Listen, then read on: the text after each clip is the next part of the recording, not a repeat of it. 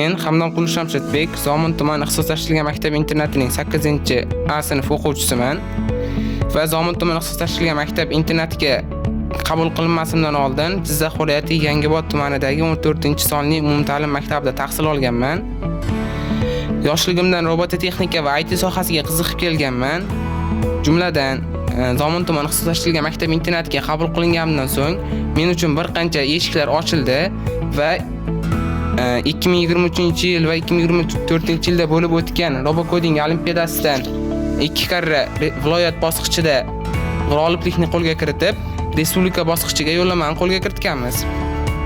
Va bundan tashqari, yozda bo'lib o'tgan Digital Generation'ning inklyuziv yozgi va mustaqilligimizga bag'ishlangan 5 kunlik IT oromgohida faol qatnashib, Ziroat Mirziyoyevaning sertifikatlariga sazovor bo'lganman. Va bu yilda bo'lib o'tgan Robokoding olimpiadasida g'oliblikni qo'lga kiritdik va 1-mart kuni bo'lib o'tadigan ixtirochilikka qadam olimpiadasiga tayyorlanib kelmoqdamiz va o'z loyihamiz ustida ishlamoqdamiz. Va shu kungacha ingliz tilidan C1 imtihonidan B1 darajadagi sertifikat oldim.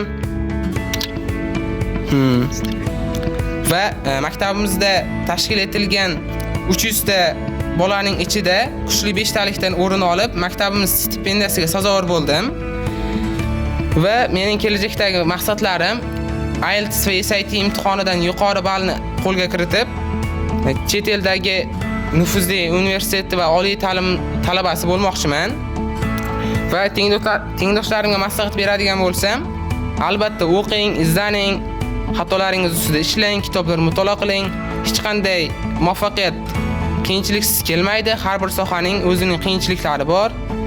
Men bu darajaga erishishimda avvalo ota-onamning o'rni katta va menga boshlang'ich ta'limda Umurov Inomjon ustozimning mehnatlari singan va hozirda tahsil berib kelayotgan matematika fani o'qituvchisi Karimov Saxobiddin, ingliz tili fani o'qituvchisi Dilrabo Abdusalomovna va fizika va robototexnika fanlaridan dars berib kelayotgan Jasurbek Abduazimovlarning o'rni katta va menga tahsil bergan barcha ustozlarimga o'z rahmatlarimni aytib qolaman. Va maktabimizda yaratilgan shart-sharoitlar juda keng. Agarda biz bu shart-sharoitlardan to'g'ri foydalansak, juda ko'p natijalarga erishishimiz mumkin.